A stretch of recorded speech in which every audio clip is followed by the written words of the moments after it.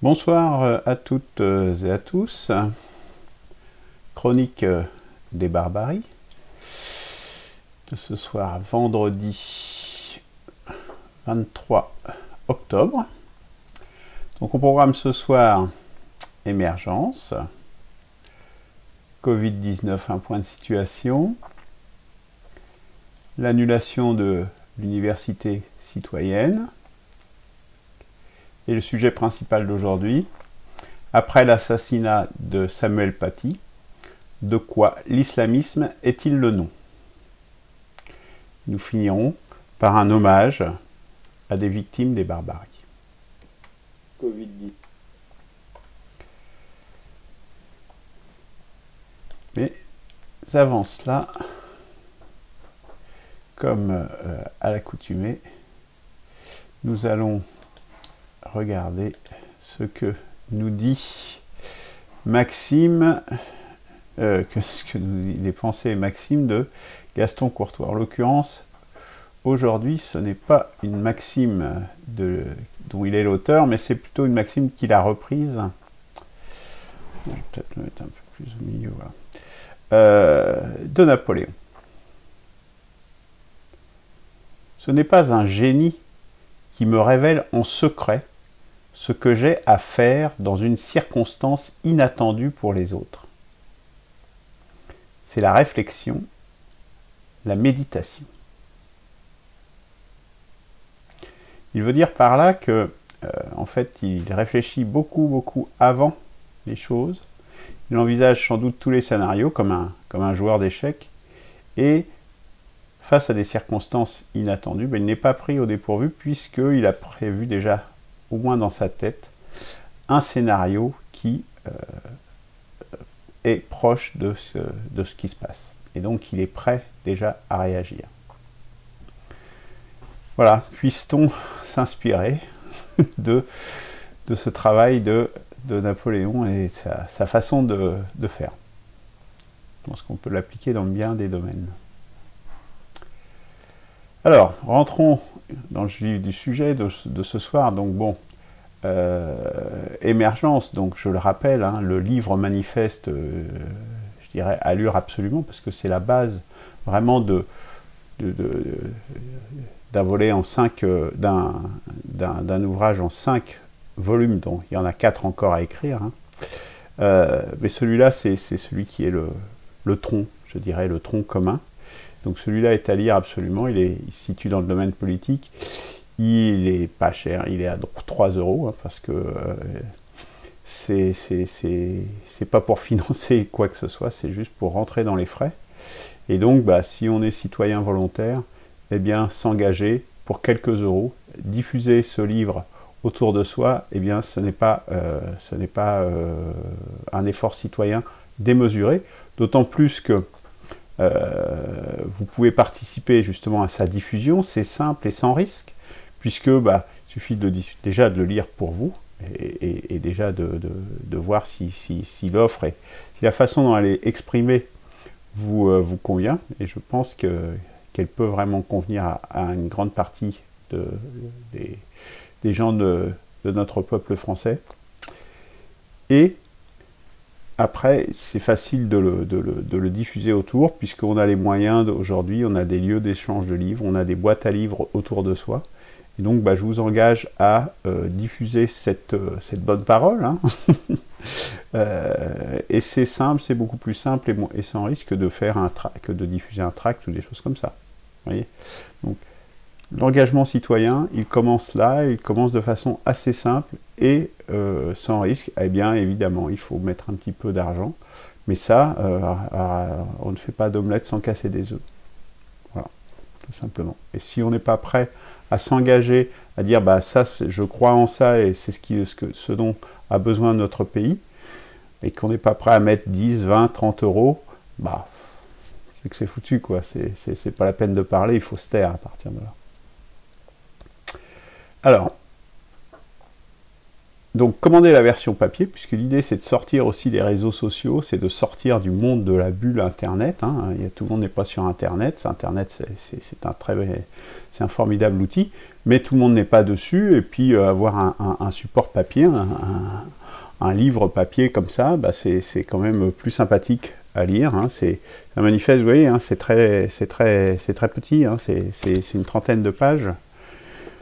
Les gens qui l'ont lu disent que ça se lit très bien. Donc pour le commander, c'est assez simple. Hein. Vous envoyez soit un courriel, soit plus directement, vous envoyez un chèque. Donc les tarifs sont sur le site web, hein, en fonction du nombre que vous commandez. Donc vous écrivez à 1P6R, Monsieur Luc Laforêt, c'est moi-même, boîte postale 30 41 400 Montrichard. Et l'adresse internet que vous voyez là, vous avez tous les détails en fonction du nombre d'exemplaires que vous commandez, combien ça coûte. Voilà. Et puis, déjà pour vous faire une idée, vous pouvez déjà lire la version électronique, évidemment, qui est en libre accès sur Internet, évidemment. Alors, deuxième sujet, le Covid-19, là, bon, on entend pas mal parler en ce moment. Mais on n'en est pas sorti, on est très loin d'en être sorti. Hein. Nous allons voir encore pourquoi. Il y a de multiples raisons, j'en parlais la semaine dernière. Hein. Donc, et ce n'est qu'une des facettes de la barbarie dans le domaine sanitaire. Donc, statistiques de ce matin, vers 11h30. Donc, près de 42 millions de personnes qui sont confirmées comme ayant eu ou ayant en ce moment la maladie. Les décès, le hit parade, c'est toujours le même pour l'instant, si on peut parler comme ça, avec 223 051 morts aux États-Unis d'Amérique. Le Brésil, 155 900, des pays où le confinement n'a quasiment pas été mis en place. Donc on voit vraiment que ça a quand même un impact réel. Et 117 306 morts en Inde. Donc c'est sérieux, hein, voilà, la courbe d'évolution mondiale, donc le nombre de cas, c'est la courbe en orange, donc on voit toujours qu'on est sur une exponentielle, hein, il n'y a pas, au niveau mondial, on est toujours dans la première vague, et la vague, elle ne fait que la courbe ne fait qu'être de plus en plus verticale. Donc pour l'OMS, c'est clair qu'on n'est pas du tout dans une deuxième vague, on est toujours dans la première, hein, c'est assez clair sur ce graphique. On peut regarder le nombre de décès également, qui est la courbe blanche. C'est pareil, hein, on voit bien que là, on n'est pas sur une exponentielle, on est plus sur une pente, sur une droite, ce qui est plutôt rassurant. Enfin, rassurant, façon de parler évidemment. Mais bon. Donc, mais voilà, ça augmente. Et donc le nombre de morts global au niveau mondial, on est à 1 138 181 décès. Pour un nombre de cas de guérison de un peu plus de 28 millions. Ce qui nous donne un ratio eh bien, de 3,9%, hein, toujours, avec ce décalage historique sachant que ce chiffre est un majorant, hein, je le répète à chaque fois, et que la tendance, quand on fait une projection, on arrive à peu près vers 1,5% de morts. Donc on n'est pas à 0,1% comme certains le disent, etc. On en est loin. Le chiffre constaté aujourd'hui, c'est 3,9. Mais 3,9, on sait que c'est un majorant. Hein, c'est par rapport à ces chiffres-là, que vous voyez là, qui sont des chiffres confirmés, entre les gens qui sont guéris et les gens qui sont morts. C'est 3,9%, c'est-à-dire près de 4%. Et la semaine dernière, c'était déjà 3,9. Hein. Vous voyez que la courbe, on est vraiment dans le coude et que ça va s'aplatir, mais que ça va s'aplatir très lentement. Hein. Donc ça devrait atteindre 1,5%, c'est-à-dire que sur 100 personnes, il y aura, ou sur 200 personnes, il y aura 3 morts. C'est ça que ça veut dire. Qui auront attrapé la maladie. Tout le monde n'attrapera pas la maladie, heureusement. Donc voilà, ça c'est les chiffres hein, du Johns Hopkins University, comme toujours. Donc l'épidémie, elle est toujours là, elle est là pour durer. On voit bien qu'on n'est pas du tout dans le sens. Et voilà, et je ne parle pas des mutations, etc. etc. Bon. Pour la France, donc toujours pareil, la courbe en orange, c'est le nombre de cas. Bon, sachant qu'en France, on teste maintenant quand même beaucoup par rapport à avant qu'on ne testait pas, donc on détecte forcément, hein, si on mesure, on détecte beaucoup plus de cas, mais bon, malgré ça, on peut quand même penser que le nombre de cas se multiplie, puisque bon, on voit bien qu'il y a une situation qui se profile des lits en réanimation, et effectivement, on voit ici que la courbe des décès, elle commence à remonter. Hein. Bon, elle est quand même beaucoup moins raide que dans cette première période au mois de mars où on savait la maladie était nouvelle et on ne savait même pas comment la traiter, rien du tout. Maintenant on a une expérience, on a différents médicaments, des traitements et puis de la prévention et qui font que malgré qu'on a explosion du nombre de cas, eh bien, la courbe des décès est limitée. Toutefois, on arrive quand même maintenant à 34 237 morts en France du Covid et rien que sur la semaine dernière, 1091 sur une semaine. Donc là, on est remonté à des niveaux quand même. On est à un rythme de 1000 par semaine, là, quand même. C'est comme pas une paille, quoi. Bon, voilà le point de la situation. Donc, préservez-vous quand même. Hein. Deuxième sujet, l'université citoyenne, donc, qui était prévue ce week-end. Hein. Normalement, on n'aurait pas dû avoir de chronique des barbaries ce soir. Je l'ai tenu, enfin, malgré tout, à me maintenir, à la rétablir, puisqu'il y a eu cet événement dramatique de la décapitation de Samuel Paty.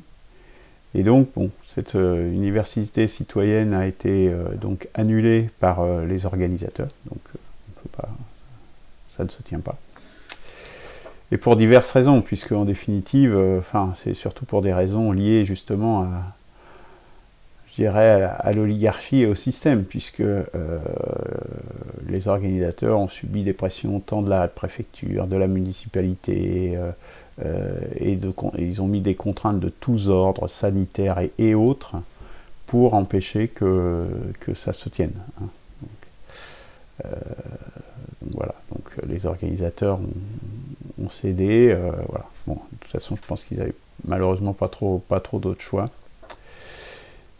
Bon, toutefois, donc là, c'est un extrait du communiqué de presse qu'ils ont fait, hein, donc que je vais vous lire. Du fait des multiples contraintes sanitaires imposées par les dernières mesures restrictives préfectorales et d'un couvre-feu à venir pour ce week-end, nous sommes au regret de reporter l'université citoyenne aux dates des 9, 10 et 11 avril 2021, donc c'est dans 6 mois. Hein.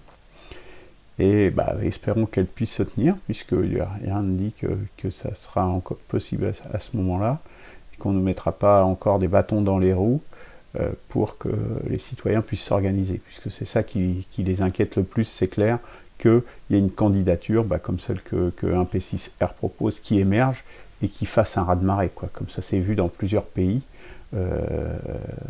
auparavant. Et donc je pense que le système il est en place pour répondre aux autres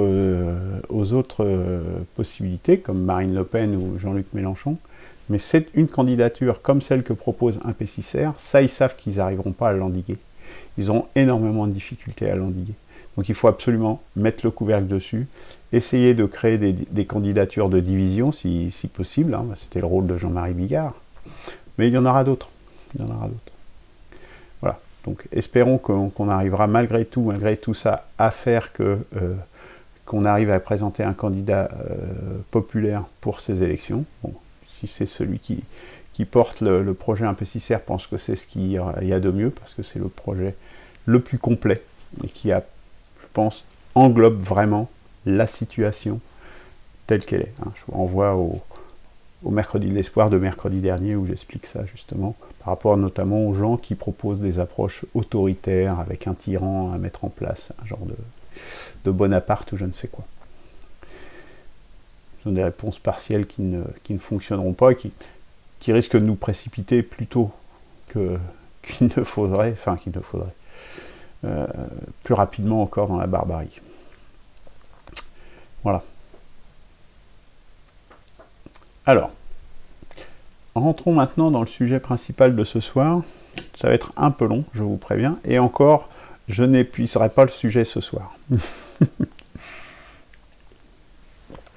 Par rapport à tout ce qu'il y aurait à dire sur ce sujet, je serais loin d'épuiser le sujet.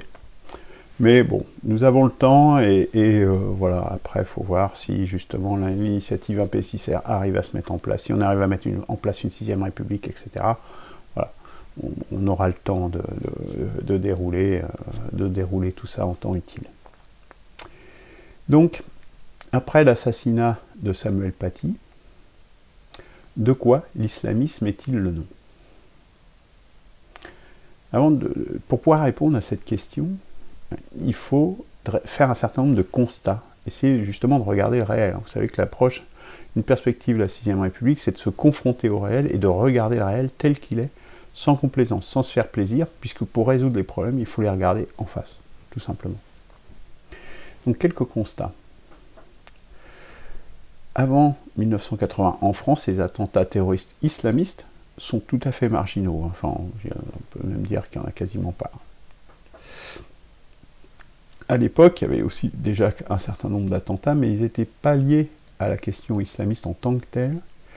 C'était plutôt lié soit aux questions nationales, et là on a eu, pendant la guerre d'Algérie, on a eu des attentats, la Corse, la Palestine, et la Corse, on va voir, ça perdure longtemps, etc. Il y a eu beaucoup d'attentats liés à la situation en Palestine. Ça, c'était la première famille, je dirais. Et l'autre famille, c'était par les extrêmes. Soit l'extrême gauche, donc il y avait notamment Action Directe, et puis il y a eu d'autres attentats, attentats ou enlèvements ou des choses comme ça. Ou d'extrême droite. En France, notamment, on avait eu le groupe Charles Martel, qui avait fait un certain nombre d'attentats dans les années, avant les années 80 et un peu après aussi. Mais à partir des années 80, on voit apparaître justement ces attentats islamistes qui sont d'abord d'origine étrangère. Donc, soit parce qu'Israël, parce qu'ils sont en rapport avec la situation en Iran, au Liban, ou les attentats, on se rappelle de l'Airbus d'Air France notamment, du GIA et de la guerre civile en Algérie. Guerre civile en Algérie. C'est pas forcément réservé qu'à l'Algérie. Voilà. C'est déjà comme un élément aussi. Mais voilà, ce sont des faits, c'est la réalité. Et puis à partir des années 2000, on a une période à peu près calme, d'une dizaine d'années, à l'exception notable, effectivement, de l'explosion d'AZF, bon, dont j'ai déjà parlé précédemment, dont c'est pas confirmé que c'est un attentat, mais bon, il y a quand même de très fortes probabilités. Et puis, bon, et hormis aussi la situation en Corse, mais la situation en Corse, c'est assez différent. Bon, voilà, on a vu que c'était nationaliste, et puis ils sont pas du tout de même nature, ils tuent jamais de gens, hein, c'est surtout des dégâts matériels, ils sont... c'est des attentats, mais entre guillemets civilisés, je dirais, si je peux me permettre de m'exprimer ainsi. Et puis, il y a un tournant qui intervient avec Mohamed Merah en mars 2012. Et là démarre une vague qui est complètement différente, de nature complètement différente, et donc cette vague démarre avec les attentats qu'il commet, qui font un total de 7 morts, dont 3 enfants, et 6 blessés, je crois. Et puis, après, on s'est grainé, tous les ans, des attentats de différentes natures. Ça, ce sont, je dirais, les attentats reconnus, hein, qui sont listés. Donc, vous voyez en haut, hein, j'ai mis la liste des attentats terroristes islamistes en France. C'est la liste établie par Wikipédia. Bon, il y a différentes choses que j'ai recroisées un tout petit peu, mais voilà, ces chiffres, on est vraiment à un près dans les attentats, je dirais, qui sont reconnus. On n'est pas dans les actes, je dirais, d'un terrorisme ou d'une pression intellectuelle, par exemple du burkini ou de ces choses comme ça, ou d'imposer des horaires de piscine, ce genre de choses, ce genre de pression, si vous voulez, ne rentre pas du tout là-dedans. Et pourtant, c'est une pression qui est d'origine islamiste aussi. Hein, donc on est vraiment claque sur les actes vraiment de terrorisme, je dirais, où il y a effusion de sang ou tentative d'effusion de sang. On voit bien que c'est, voilà, depuis, ça n'arrête pas, quoi. C'est juste, ça n'arrête pas. Et bon, en 2015, évidemment, ça a été un sommet, mais on voit bien que 2020, on est dans la même situation et on n'en est pas loin du tout, quoi. Enfin, on est dans un mouvement de fond, quoi, qui va plutôt crescendo. Alors, quelles sont ces caractéristiques? Hein, dans les autres constats qu'on peut faire, quelles sont les caractéristiques de cet islamisme, de ce terrorisme? Eh bien déjà, une première différence fondamentale, c'est que c'est commis par des résidents en France, donc parfois souvent des migrants, hein. Par exemple là le gars qui a tué le gamin, parce que c'est un gamin de 18 ans, qui a tué Samuel Paty, il avait 18 ans justement, et il était tchétchène, donc résident en France, mais réfugié, enfin migrant, réfugié politique, voilà, donc, mais résident en France. Ou voire, ce qui est encore plus grave, par des Français. Mohamed Merah, je crois qu'il était français, notamment. Donc ça veut dire qu'on est dans une situation où ce sont des Français qui tuent d'autres Français. Ça s'appelle une guerre civile quand on est dans ces situations-là. Hein. Là, je dirais qu'on en est dans des prémices. Voilà une caractéristique tout à fait différente. Quand vous avez le Hezbollah libanais qui vient tuer ou qu'on assassine un opposant, bon, on dit c'est lié à une situation à l'étranger, ou même ce qui s'est passé en Algérie avec le GIA, etc. On dit c'est lié quand même à une situation à l'étranger. Bon, on est concerné, mais pas en premier chef. Or, là, c'est ici, et maintenant, et depuis une dizaine d'années, au moins. Pas du tout pareil. On constate également qu'il y a souvent les terroristes et les gens qui ont commis ces crimes bénéficient de soutien dans leur entourage. Ils ne sont pas seuls, ils ont, là on le voit c'est très net pour cette personne, mais même pour les attentats du Bataclan, etc., il y a tout un écosystème autour de la personne qui fait que, je dirais, c'est la pointe avancée, mais derrière, il y a tout un foisonnement, un écosystème qui permet à cette pointe avancée de porter les coups. Donc on n'est pas du tout dans cette approche, on a parlé souvent de Mohamed Merah, mais il y a eu Khaled Kalkal à un moment donné, hein, j'en parle pas, mais bon, c'était un peu de même nature déjà, hein, mais bon, c'est beaucoup plus loin déjà, de mémoire. Mais on était ce qu'on appelait des loups solitaires. Non, ce ne sont pas des loups solitaires, et de moins en moins ce sont des loups solitaires, on le voit bien. Donc ça fait partie des choses pour se raconter des histoires et pour se mentir à soi-même, de dire ce sont des loups solitaires. Et ce sont, autre caractéristique, ce sont souvent des crimes commis à l'arme blanche. Ce ne sont pas des crimes comme, vous savez, des voitures piégées ou des choses comme ça, où on a besoin d'une infrastructure. Non, là on fait à l'arme blanche, ou donc avec des choses qui sont complètement à disposition. Où l'attentat de Nice, c'était avec un camion, par exemple, où il est rentré dans la foule, et il a fait comme dans un jeu de quilles, et il a tapé dans les gens avec ce qu'on pourrait considérer comme une arme blanche, quelque part, c'est un camion, quoi. Avec l'arme qu'on a là sous la main, quoi. Donc l'arme blanche, vous voyez, ça veut dire qu'on se met du sang sur soi, ça veut dire qu'on est vraiment... On franchit un seuil, si vous voulez. Quand vous tirez un coup de revolver, ou vous faites péter une bombe, même si vous avez une ceinture d'explosifs quelque part, vous mourrez immédiatement, donc vous vous rendez compte de rien, vous n'êtes pas... Alors que là, vous tuez, et vous avez du sang sur les mains. C'est pas la même chose. Psychologiquement, l'engagement n'a rien à voir. Vous voyez ce que je veux dire? Ça veut dire qu'on a quelque chose dans la tête, là, ce gamin de 18 ans qui a décapité Samuel Paty. Qu'est-ce qu'on peut avoir dans la tête à 18 ans pour commettre un acte aussi horrible? Un gamin de 18 ans. Qu'est-ce qu'on a pu lui mettre dans la tête? Ça ne vient pas de lui-même.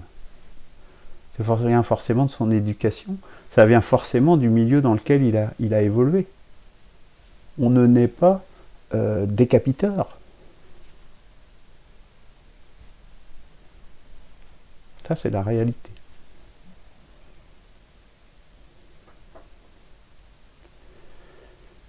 Autre dimension importante à bien prendre en compte, c'est que l'islamisme et le terrorisme islamiste, il n'a pas lieu qu'en France. Tout ça, je vais dire parfois des banalités, mais ce sont des faits qui vont permettre de comprendre et sur des faits, je veux dire, c'est des banalités, mais ce sont des faits incontestables, tout simplement. Et les faits incontestables, la réalité, il faut s'y confronter. Et, elle peut paraître banale et idiote, mais elle est là, elle existe. C'est pas parce qu'elle est juste devant votre nez qu'il faut l'ignorer. Au contraire, il ne faut pas l'écarter. Donc, les attentats islamistes, c'est pas qu'en France. Il y en a en Syrie, au Pakistan, et en Afrique noire, en Afrique aussi du Nord, en Égypte, enfin, il y en a à plein d'endroits. Par exemple, si on prend le nombre de décès dans le monde, voilà, ça c'est les décès sur la période 2006. Donc, lié à des actes de terroristes, on voit bien que ça, c'est le nombre de décès. Eh bien, il y a une grosse, depuis, voilà, à peu près pareil, hein, à partir de 2012-2013, là, on a eu une recrudescence de décès dans le monde liés à ces conflits. Bon, là, je pense que le conflit syrien est pour beaucoup, là, en 2014. Enfin, voilà, quoi, hein, c'est les guerres civiles, quoi. Notamment. Et les actes terroristes, parce qu'au Pakistan, il n'y a pas... Alors, il y a des affrontements, hein, qui sont des guerres civiles, je dirais, à plus ou moins bas bruit, quoi, quelque part, hein, pour ne pas prendre les termes un peu martiaux. Mais voilà, ça fait des morts, quand même, hein, et pas qu'une paille. Hein. Donc, c'est un phénomène qui est mondial, et qui est un phénomène également européen. Et là, c'est la courbe. C'est le nombre d'attaques djihadistes, donc là la source c'est Wikipédia, le terrorisme islamiste. Donc en rouge c'est le nombre d'attaques, et en orange c'est le nombre d'attaques qui ont été déjouées par les services de police. ou par les renseignements, etc. On voit bien la forme de la courbe. Hein, et on voit pareil, hein, à partir de 2011-2012, là on est sur quelques niveaux, et là vraiment on voit bien qu'on a changé d'époque. La barbarie arrive. C'est ça que ça veut dire. Voilà une vague qui arrive. Voilà la situation. Et c'est un phénomène, comme je dis, européen et mondial. Ça, c'est les nombres d'attaques djihadistes en Europe. Donc, quand on a des causes comme ça et un phénomène qui est mondial, qui est européen, qui n'est pas qu'en France, tous les gens qui vous racontent que ce sont des causes qui sont locales, d'intégration, etc., d'acceptation, etc., c'est forcément faux, puisque même dans les pays où les gens y sont nés, ils font quand même des attentats terroristes. Ceux qui font des attentats terroristes et des attaques en Syrie sont nés en Syrie. Ceux qui sont du GIA qui a été écrasé, hein. Il y aurait beaucoup à dire, mais bref, c'est des Algériens. C'était des Algériens. Donc, faire croire que ce sont des causes locales, de l'ostracisation, du racisme, je ne sais quoi, qui serait la seule cause de ce phénomène, c'est juste totalement improbable. Il suffit de regarder la réalité telle qu'elle est là. C'est tout simple. Hein. Et puis, même si c'était qu'en France, on dirait que ça serait en France, mais dans d'autres pays d'Europe, ça se passe différemment, ou dans d'autres pays du monde. C'est juste complètement improbable que ce soit des causes locales. Ce sont des causes beaucoup plus profondes et beaucoup plus liées, comme je disais, sans doute liées à cette idéologie. Hein. On va y venir. Mais c'est déjà un premier élément important, parce que ça, ce sont des faits juste incontestables. Alors, si on arrive maintenant un petit peu à d'autres constats, et puis on va commencer au fur et à mesure de ces constats aussi à regarder des causes, des origines, des moteurs, ou du carburant, plus exact, plutôt du carburant qui va générer ça. Déjà on constate qu'il y a un contrôle qui est totalement impossible par l'oligarchie néolibérale, puisqu'ils n'en disent rien du tout.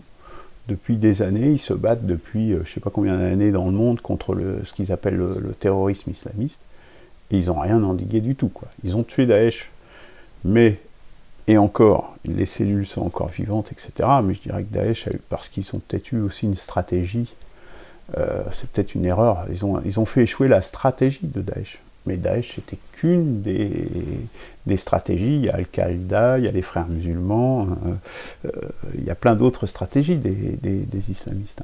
Donc, c'est une des stratégies, c'est-à-dire d'avoir un territoire. C'est facile avec un territoire. Là, si vous avez un territoire, c'est facile d'envoyer des missiles, etc. Si vous avez des missiles, ce genre de choses. Vous voyez, il suffit de taper. Mais là, on n'est pas dans une guerre, il ne suffit pas de taper. Le problème du jeune qui a tué Samuel Paty, c'est dans sa tête. C'est ce qu'on a mis dans sa tête qui pose problème. Et ça, vous pouvez envoyer tous les missiles, à part exterminer tout le monde, je ne vois pas ce que vous pouvez faire. Hein. Alors, c'est pas du tout ce que je préconise, justement, peut-être ce que préconisent ceux dont j'ai parlé mercredi dernier. Hein. Mais bon, je vous laisse voir cette vidéo. Bref. Donc revenons au sujet. Donc c'est un contrôle, de toute façon, actuellement, ils ne contrôlent plus du tout la situation. Hein, ils ne contrôlent pas la situation, ils évitent aucun attentat. Enfin, ils arrivent à en éviter quelques-uns, mais dès que ça devient des choses qui sont comme ça, sans être organisées, sans réseau, visible, hein, ils sont perdus. Et tant que c'est des organisations, que c'est piloté par des États, etc., ça fait des traces, il y a besoin d'argent, etc. Mais lui, il n'a pas besoin de rien, il a juste besoin d'un couteau de cuisine. L'autre, à Nice, il avait besoin d'un camion, il avait piqué un camion et poum. Donc en fait, cette oligarchie néolibérale, en fait, on a une percussion, hein, et là on arrive aussi à à une limite, justement, c'est une percussion de toute cette politique de mondialisation, donc de libre circulation des marchandises et des personnes, qui conduit au multiculturalisme. Donc c'est toute cette politique, c'est le fond de la politique néolibérale, c'est ça, c'est la mondialisation. C'est le marché partout, la libéralisation, et il n'y a que le marché comme vérité, comme alpha et oméga de toute l'humanité. Sauf que ça rentre en percussion avec la réalité de l'humanité. L'humanité, elle n'est pas ça, tout simplement. L'humanité, c'est pas un marché, c'est pas qu'un commerce, l'humanité. Le commerce fait partie de l'humanité, mais c'est qu'une des dimensions de l'humanité, et loin s'en faut que ça se limite au marché. Et là, on le voit bien. Parce que là, ça rentre en contradiction, ça montre que le multiculturalisme, ben, ça crée justement ce genre de problème. Puisque là, on tue des Français qui tuent d'autres Français parce qu'ils n'ont pas un référentiel culturel commun. Mais là, ça va encore au-delà, puisque on voit bien que dans le terrorisme islamiste, même quand il y a le référentiel culturel commun, il y a quand même des attentats. Donc ça va même encore au-delà de ça. Mais ça fait que renforcer, ça fait que diffuser. C'est un peu comme le Covid. Et on va faire un parallèle avec le Covid. Le Covid, il s'est déployé. C'est quoi l'influence de la mondialisation sur le Covid? C'est que ça s'est déployé. La concentration des gens et la diffusion sur la planète très rapidement par les voyages en avion et les échanges mondiaux. Mais là, c'est la même chose, mais dans le domaine culturel. Dans un cas, c'était dans le domaine sanitaire, et là, on est dans le domaine culturel.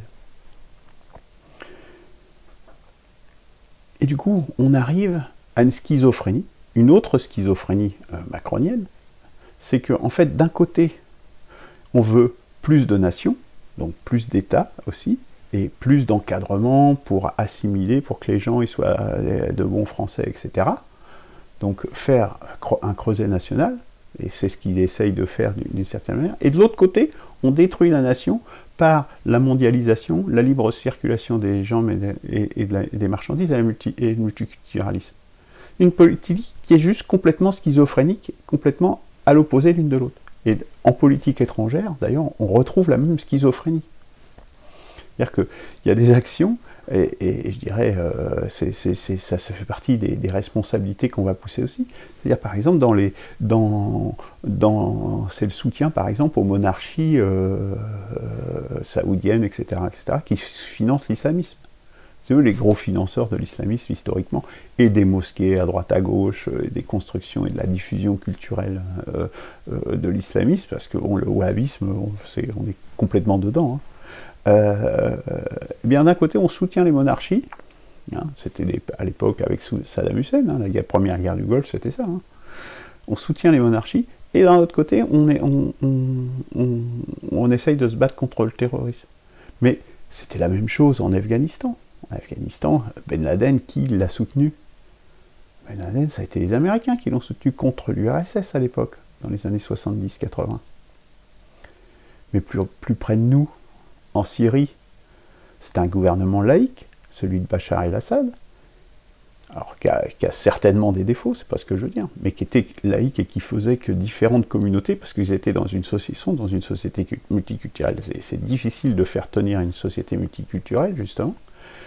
Bien, mais ils étaient parvenus plus ou moins à y arriver avec un régime assez autoritaire, mais entre des chrétiens, des druzes, des chiites, des sunnites, et ça tenait depuis un certain nombre d'années quand même. Bien là, on a soutenu les terroristes et les islamistes face à Bachar el-Assad. En Syrie, en Libye, c'est la même chose. Qui a été soutenu? Qui est le GNA là? C'est qui? C'est les frères musulmans. Les islamistes. C'est ce qu'on a, quand on a renversé Kadhafi, c'est ce qu'on a mis en place, en fait. Alors maintenant, on est schizophrène parce qu'on a fait ça, et maintenant, la France, alors les impérialistes ne sont pas d'accord les uns entre les autres, puisqu'il y en a un, ils soutiennent le GNA, puis l'autre, ils soutiennent le général Haftar, enfin bon, vous voyez, ils savent plus où ils habitent. En fait, et puis il y a ce dernier élément, c'est qu'en fait, cette mondialisation, elle percute aussi Alors, on parle des Indiens d'Indonésie, d'Amazonie ou de gens comme ça qui sont percutés, alors forcément de façon considérable, mais ça percute y compris sur des sociétés traditionnelles. Toute cette mondialisation avec l'Internet, avec la diffusion du porno, de tout un tas de choses comme ça percute complètement toutes les traditions, toutes les sociétés plus traditionnelles qui n'ont pas le temps de s'adapter. Et donc ça crée un choc qui provoque aussi quelque part, qui favorise au moins, tout du moins, qui donne du carburant à cet islamisme.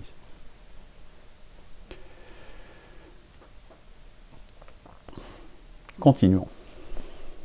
Un autre aspect du néolibéralisme, c'est qu'il y a aussi une perte de repères. Perte de repères qui est liée à la vague transgressive libérale-libertaire. J'ai parlé des transgressions dans une... c'est le point de départ de beaucoup de barbarie, justement.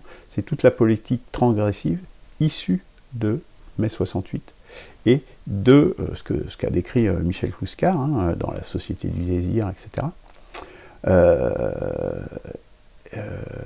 Et donc, toutes ces transgressions, en définitive, avaient pour but de casser la morale bourgeoise, mais également de casser la morale, l'autre morale, l'éthique, je dirais, du Parti communiste, des partis communistes et du Parti communiste à l'échelle mondiale, puisque le communisme était sur une vague ascendante à cette époque-là. Donc il y avait une double fonction, cette transgression, ces transgressions libérales-libertaires, de casser à la fois la morale petite bourgeoise, je dirais, appelons-la comme ça pour faire rapidement, et d'autre part, le communisme.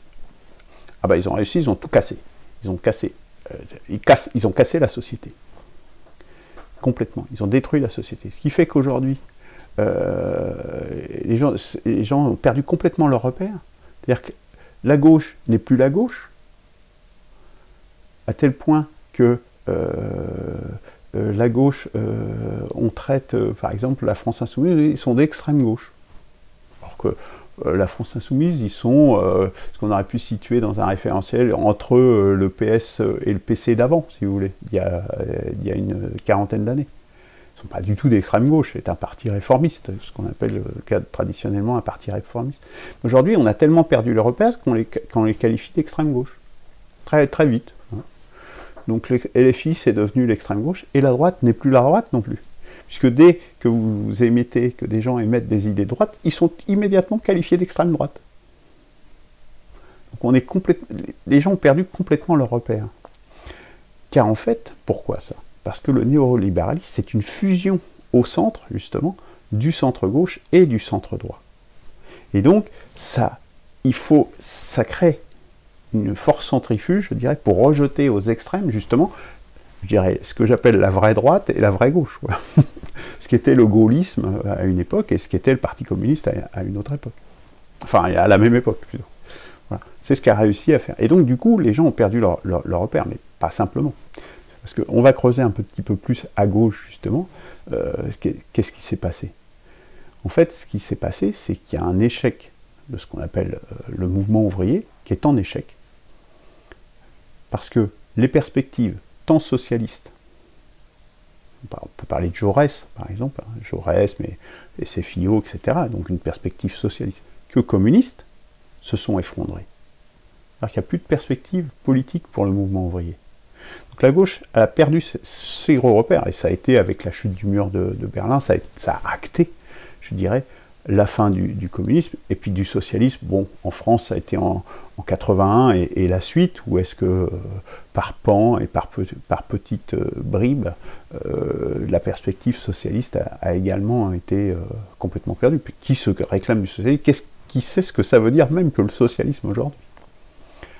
Donc le mouvement ouvrier est en échec. Et en plus, le mouvement ouvrier est orphelin.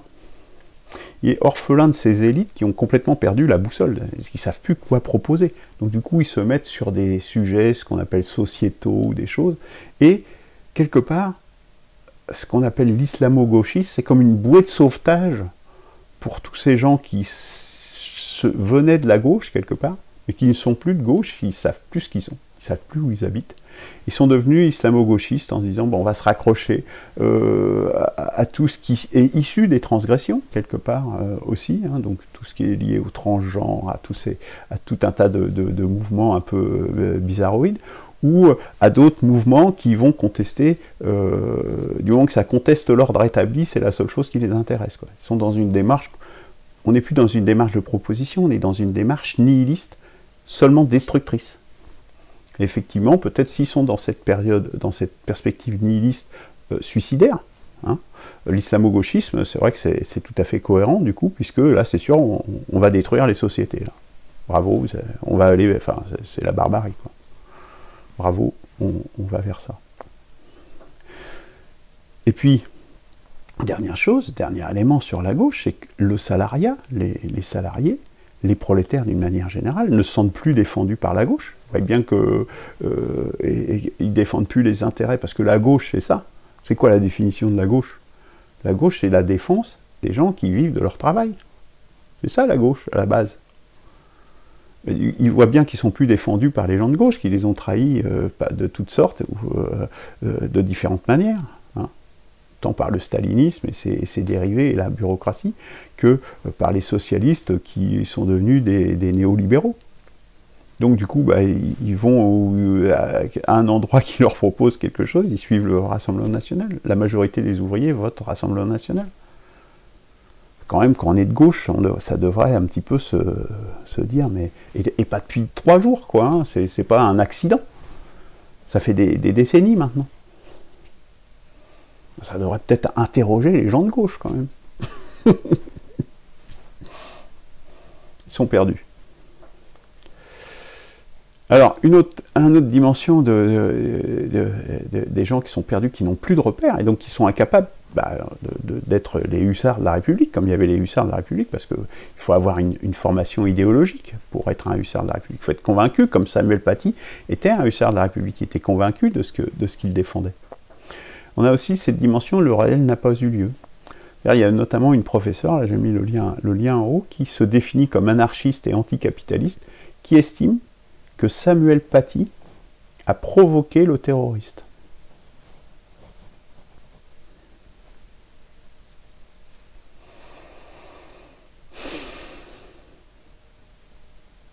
Qu'est-ce qu'on a dans la tête? Parce que ça doit être... Le gamin qui a 18 ans encore, on peut se dire, il a été manipulé, on lui a mis une idéologie dans la tête, il est manipulable hein, quand on est jeune comme ça. Et cette professeure, comment on peut dire des horreurs pareilles?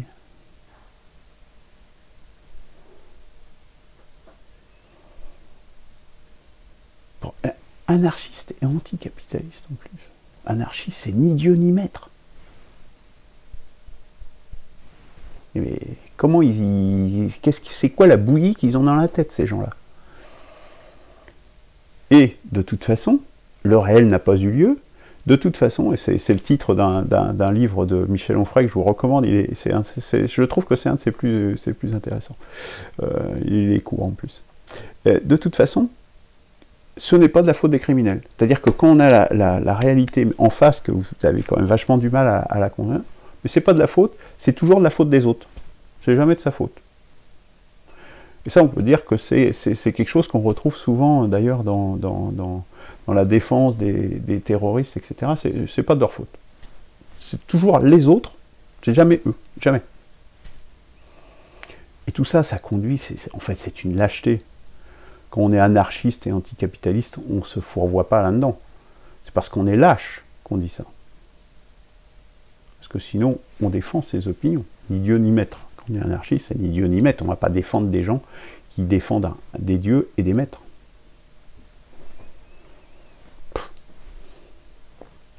Il y a beaucoup de lâcheté. Et dans l'administration, il y a beaucoup de lâcheté aussi. C'est une lâcheté généralisée pour justement dire bah, le réel n'a pas eu lieu, je ne veux pas voir la réalité. Moi, je ne suis pas dans cette démarche-là, vous l'avez compris. On ne résoudra pas les problèmes si on ne regarde pas les réalités en face, tout simplement. Il y a même, oui, ça m'amuse aussi, j'ai des proches, là, même des gens qui sont proches de un PCR, etc., hein, des gens qui se définissent comme étant de gauche, qui ne regardent pas les chroniques des barbaries, la chronique des barbaries. Parce qu'en fait, ils ont peur d'être confrontés à la réalité. Ils ont peur de ce que je vais dire, parce qu'ils savent que tout ce que j'ai énoncé là, ce n'est que du réel. Ce sont juste des faits. Être confronté à la réalité, forcément, ça remettrait en cause tout ce qu'ils croient. Eh bien non. On montre bien que l'approche proposée par un P6R, c'est de faire creuser. Et ce que vous croyez, il faut sans doute en évacuer, parce que les vieilles idéologies, elles ne marchent plus aujourd'hui. Mais on n'est pas à court, et moi je propose, et c'est pas moi qui la propose, je fais que reprendre des idées de grands philosophes avant moi, pour les mettre en forme et les proposer au peuple français. Voilà, c'est tout ce que je fais. Je suis juste un metteur en forme, un passeur. Moi et ceux qui sont autour de moi.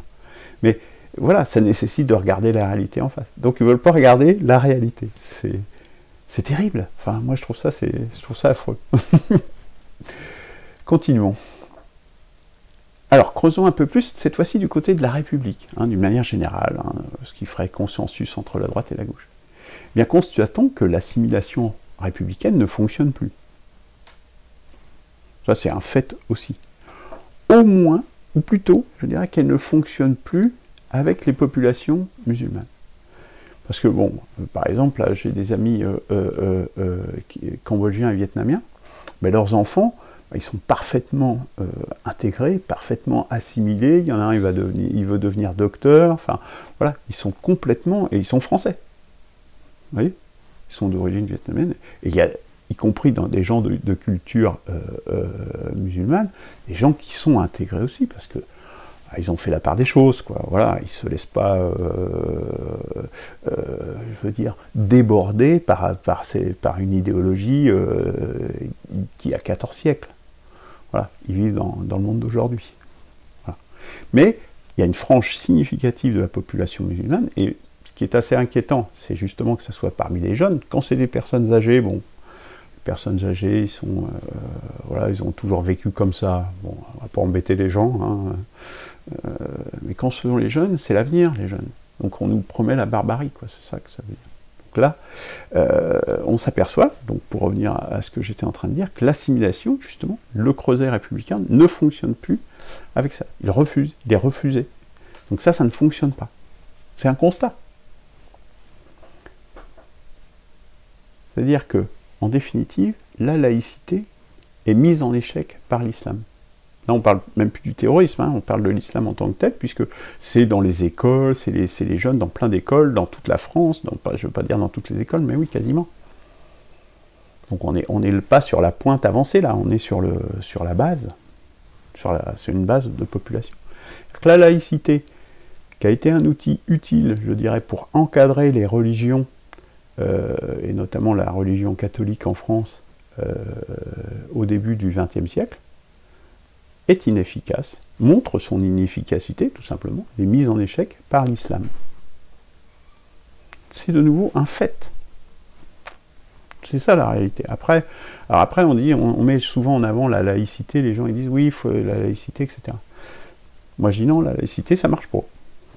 C'est ce qu'on prône, la laïcité, ça fait 30 ans qu'on prônait la laïcité, et ça a marché, il n'a pas fallu 30 ans pour que le basculement se fasse, et puis la trajectoire avec entre le catholicisme, les écoles catholiques, les écoles républicaines se mettent en place.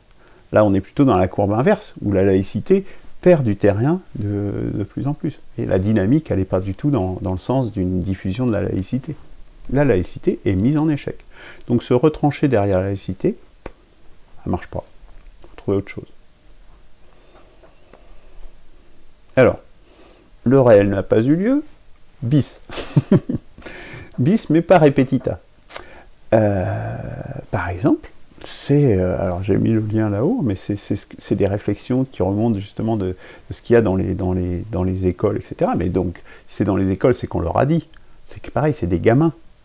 Qui sont plus jeunes encore que ce gamin qui a tué Samuel Paty. C'est des adultes qui leur ont mis dans la tête. Les cathédrales ont été construites par des immigrés musulmans. Il n'y avait pas d'immigrés musulmans à l'époque, en France, de la construction des cathédrales.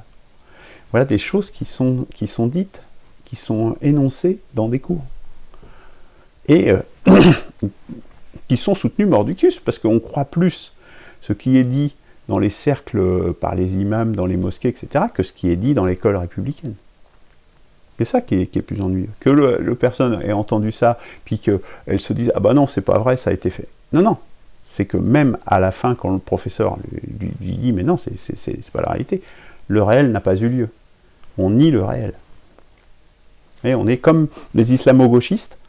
On est dans une proximité ici, là, on est au-delà du réel, quelque part. Hein. On est en dehors du réel. Et pareil, on ne veut pas non plus, parce que dans l'islam, hein, comme dans la religion, les religions chrétiennes, il y a Adam et Ève aussi, hein, l'Ancien Testament, ça fait partie aussi du corpus islamiste. Eh bien pareil, Adam et Ève, c'est la création du monde. C'est l'origine du monde, c'est Adam et Ève. Darwin et l'évolution des espèces, l'évolution de la vie sur Terre, ben non, ça n'existe pas.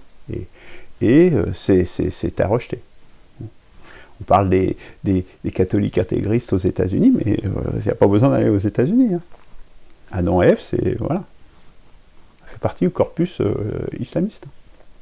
De l'islam, quoi, tout simplement. Le rejet des cours sur la sexualité, évidemment. Donc, la sexualité, c'est juste aussi partie de la vie. C'est même ce qui permet la vie. Sans la sexualité, il n'y a pas de vie. Hein. Enfin, pour notre espèce, en tout cas, et pour pas mal d'autres espèces, sans sexualité, il n'y a pas de vie. Donc, voilà. Etc., etc. Donc, je vous renvoie à cette URL là-haut que j'ai mis en haut du... Comme à l'accoutumée, en haut de cette présentation. Alors, creusons, allez, continuons à creuser. Creusons maintenant un peu plus l'islam en tant que tel. Qu'est-ce qu'on peut en dire?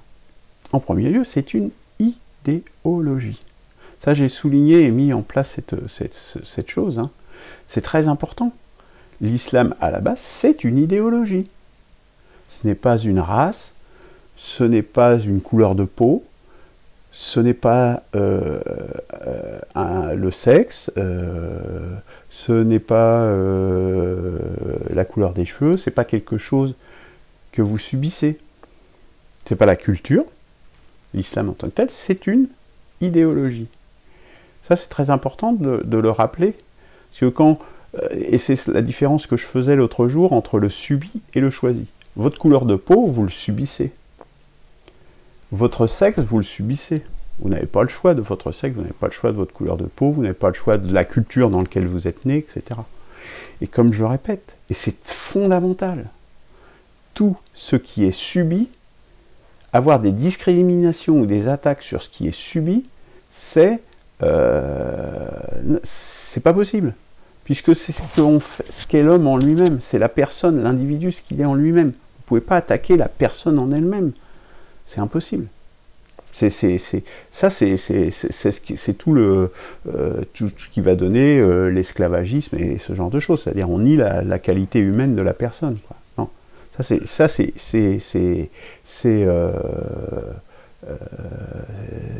pas possible. C'est interdit, je veux dire. Voilà. Mais là, on n'est pas dans ce registre-là. Là, on parle d'un livre. On parle d'une idéologie. Pas du tout la même chose. Une idéologie, on l'a choisie. On n'est pas dans le domaine du subi. Je parle bien de l'idéologie, je ne parle pas de la culture. La culture aussi, on l'a subie. On est né dans une certaine culture. Eh bien, cette culture, on l'a, elle est ce qu'elle est, et elle nous imprègne dès notre plus jeune âge. Mais entre la culture et l'idéologie, deux choses très différentes.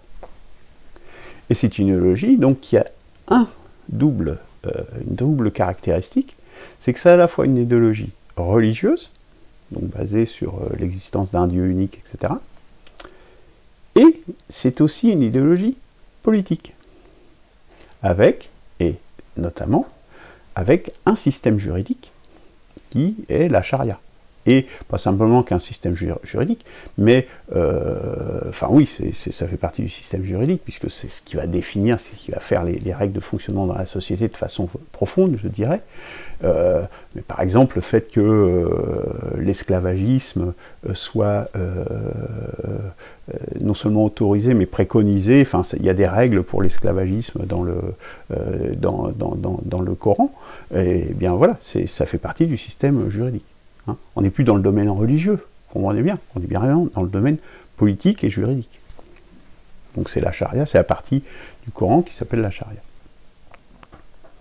Donc on a cette double nature, une nature double, que n'ont pas justement les autres religions, comme la religion chrétienne, par exemple, où, je cite cette phrase célèbre qu'aurait prononcée Jésus s'il a existé, rendons à César ce qui appartient à César et à Dieu ce qui appartient à Dieu. Donc voilà, on sépare bien le domaine du politique et du domaine, ce qu'ils appellent le domaine terrestre, du domaine spirituel et du domaine des cieux. Là, on n'est pas du tout dans cette configuration, puisqu'il y a une fusion des deux. Et ça a des conséquences très importantes. Et d'autant plus importantes que qu'est-ce que c'est que le Coran? Le Coran, c'est la parole verbatim de Dieu. C'est-à-dire que, par essence, Mahomet n'a été que le retranscripteur de ce que lui inspirait Dieu. Et donc, c'est comme un scribe, si vous voulez, quoi, hein, comme une secrétaire, hein, pour parler dans des mots simples, qui a juste retranscrit ce que lui disait Dieu. Donc, le Coran, c'est la parole de Dieu. Vous voyez, ce qui est écrit dans le Coran, c'est Dieu qui l'a écrit, quelque part. On peut le dire de façon simple comme ça. Donc, par essence, c'est complètement incontestable. Comment voulez-vous discuter? D'ailleurs, c'est pour ça que la théologie, ça pose plein de problèmes dans le monde musulman. Parce que, comment voulez-vous discuter qu'est la parole de Dieu? Vous ne pouvez pas remettre, vous, humains, là, en question la parole de Dieu. C'est pas possible. C'est pas raisonnable. Ça n'a pas de sens. Mais, enfin, vous voyez, dans ce corpus idéologique, ça n'a pas de sens. Vous ne pouvez même pas le discuter. Voilà. Donc, voilà. Creusons un peu ce qu'est l'islam. Les fondements, les grands principes, c'est quand même ça. Et ça, c'est très important de l'avoir en tête, parce qu'il y a beaucoup de gens qui croient que l'islam, c'est un genre de chrétienté mais différente, quoi, avec d'autres... non, il y a vraiment des différences fondamentales et très importantes. Et la plus importante, voilà, c'est justement la parole de Dieu. Et par exemple, les évangiles, ça a été écrit par des hommes. Si on suit Saint Matthieu, etc., c'est pas écrit par Dieu, vous voyez. Là, c'est écrit par Dieu, et c'est un système à la fois politique et religieux. Donc ça change énormément de choses. Et c'est ce qui explique que la laïcité, et d'ailleurs, est insuffisante par rapport à quand on pousse cette idéologie à fond, quoi. Mais bon, pour aller plus loin, hein, je vous invite à regarder la chaîne de Majid Oukasha. Donc c'est la chaîne YouTube, hein, donc j'ai mis l'URL là-haut, hein, vous pourrez aller voir. C'est extrêmement intéressant. Hein, c'est quelqu'un qui est justement de culture arabo-musulmane, hein. Et donc c'est d'autant plus, et française aussi, hein, parce que ça se sent bien qu'il a été élevé en France, etc., qu'il est inspiré par l'esprit des Lumières, mais il décortique justement tout ça dans le détail, etc., il va beaucoup plus loin que moi. Moi je reste au niveau des principes, évidemment, et des choses, je dirais, fondamentales. Alors, du coup, on peut se poser la question, mais comment est-ce qu'on va pouvoir rendre compatible ça, quelque chose qui est à la fois dans le domaine politique et dans le domaine religieux, compatible avec la République? Ça va être difficile quand même. Voire avec tout autre régime politique que la monarchie. La monarchie, le monarque, il est censé tenir sa légitimité de Dieu, justement. Mais dans une république, qui va avoir la légitimité pour dire bah ça, dans ce cas-là, on va faire ça, etc. Ah bah non, c'est peut-être en contradiction avec le Coran, vous voyez? Qui va avoir la légitimité? Alors il y a bien quelques républiques islamiques, hein, qui existent, mais on voit bien que ça se passe pas si bien que ça, qu'ils ont quand même du mal à rendre compatibles les deux. Et enfin, historiquement, ce qui a duré longtemps, c'est les monarchies quand même, hein. Ou des régimes autoritaires, hein, qui sont des régimes dictatoriaux. Et ce n'est pas un hasard, parce que comment rendre ça compatible avec une république démocratique où la loi est écrite par les hommes? C'est ça, le système judiciaire. Si il vient de Dieu ou il vient des hommes. Et vous voyez, après, sinon, c'est difficile de rendre compatibles les deux. Et en plus, musulman, il faut savoir ce que ça veut dire. Musulman, ça veut dire soumis à Dieu. C'est-à-dire avec une population, en plus, dans cette idéologie, où les gens sont soumis à Dieu. La règle de base, c'est d'être soumis à Dieu.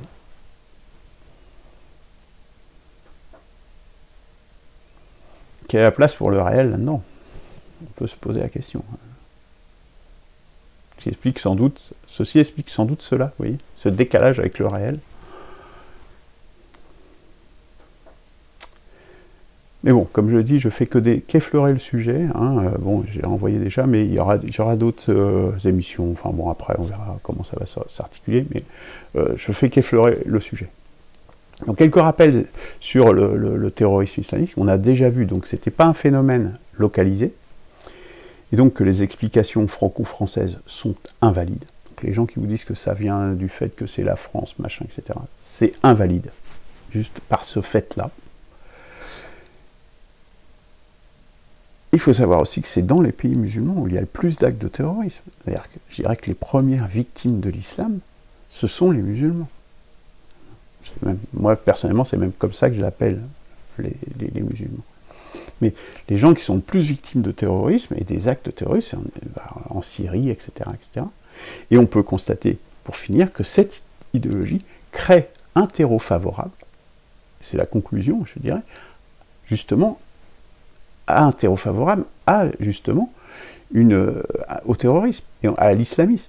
Parce que si on suit tout ce raisonnement, il est logiquement inconcevable, hein, je vais prendre de l'autre côté, hein, là on a fait, je dirais, de haut vers en bas, mais par en bas, si on prend dans l'autre sens, il est logiquement inconcevable que l'islamisme soit décorrélé de l'islam. Vous voyez, c'est inconcevable, surtout avec tout ce qu'on vient de dire. Je peux le dire d'une autre façon. Dans les endroits où il n'y a pas d'islam, avant 1980, où en France il n'y avait pas d'attentats islamistes. Il faut le dire comme ça aussi. Donc il y a forcément un lien. On ne peut pas dire « Non, ça n'a rien à voir ». Non, on ne peut pas dire ça. C'est juste pas vrai. Pour finir, je voudrais dire qu'un espoir est possible. Un espoir est possible pour tout le monde, y compris pour les musulmans, y compris pour les victimes de cette idéologie. Un espoir est possible. Et c'est ce qu'il faut tracer, justement. Mais il faut dépasser les vieilles recettes. La laïcité, ça ne marche plus, il faut autre chose. Et pour dépasser ces recettes, il faut passer par un renouvellement philosophique profond.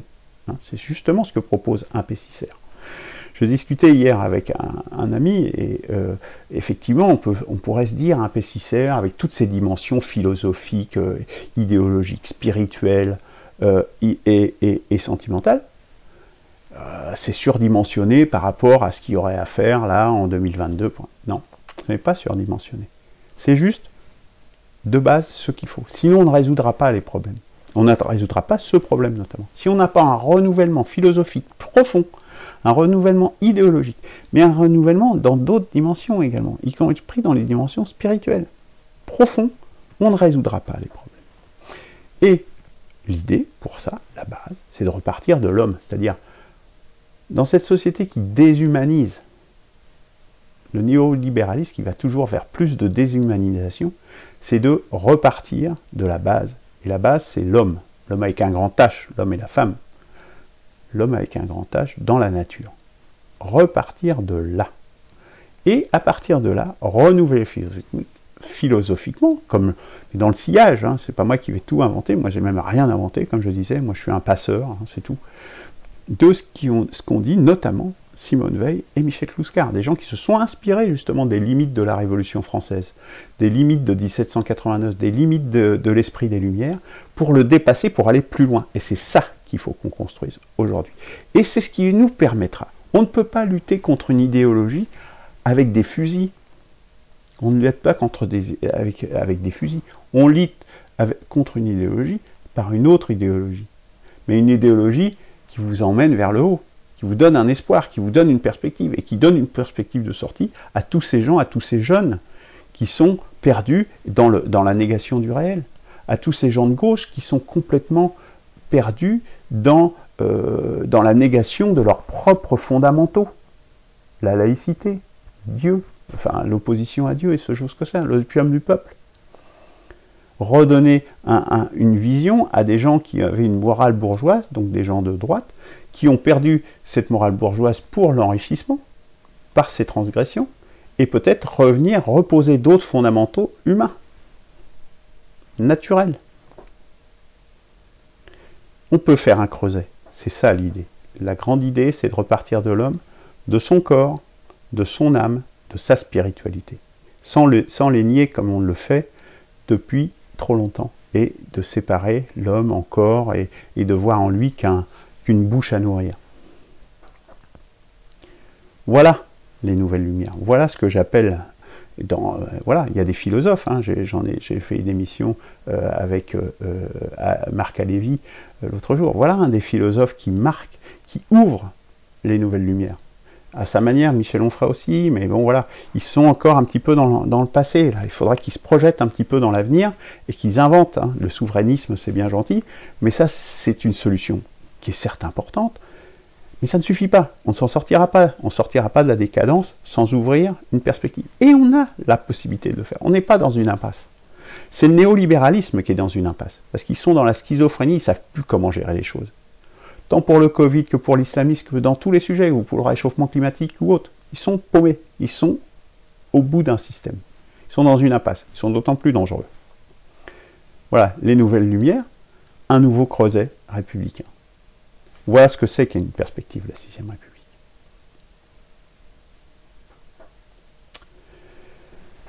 Voilà. Pour finir sur ce sujet un peu long, mais ô combien important, mais sur lequel, comme je dis, hein, j'ai beaucoup réfléchi à ces questions depuis de longues années, et j'ai beaucoup d'idées sur la question, sur la fraternité, et sur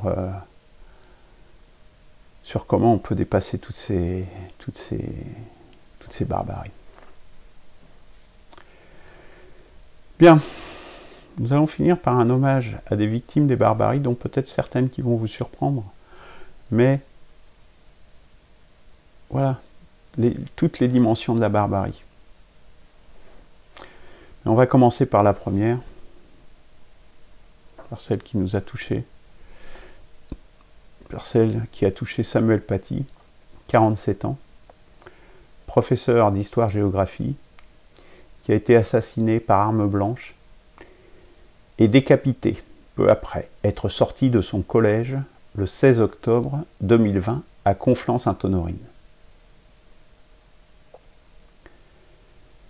Son assassin, Abdullah Anzorov, était un réfugié tchétchène âgé de 18 ans, arrivé d'Évreux le matin même. La France, la République française, a rendu un hommage national à M. Paty à la Sorbonne, lieu symbole de la connaissance, le mercredi 21 octobre, en présence du chef de l'État.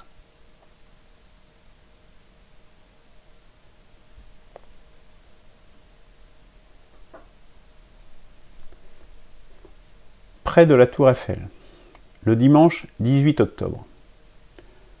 Après un différend à cause d'un chien. Les femmes, en étant propriétaires, se sont alors approchées pour porter 3 coups de couteau à l'une des promeneuses et 6 coups de couteau à sa cousine, qui a eu le poumon perforé. L'agression serait liée au fait que les victimes étaient musulmanes et voilées.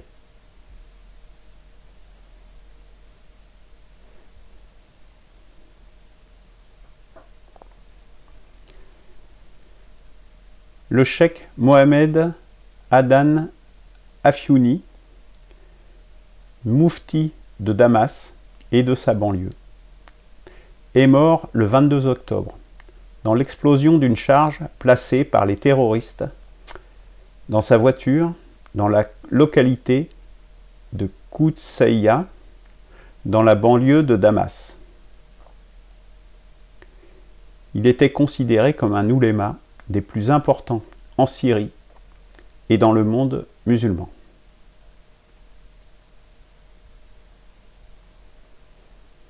Moufti, ça veut dire que c'est un religieux. Hein. C'est l'équivalent que si on avait tué un évêque ou quelque chose comme ça. Je ne me rappelle pas qu'il y a eu des évêques qui étaient assassinés en France, ou même ailleurs. Voilà. Petite parenthèse. Voilà, nous arrivons au terme de cette chronique des barbaries. Passez à l'initiative, inscrivez-vous sur une perspective de la 6ème République. Il y aura des mercredis de l'espoir, évidemment, mercredi prochain à 18 h. Je vous invite à participer, à suivre cette émission. Voilà, c'est fini pour aujourd'hui. Je vous souhaite une bonne soirée et prenez soin de vous. Au revoir.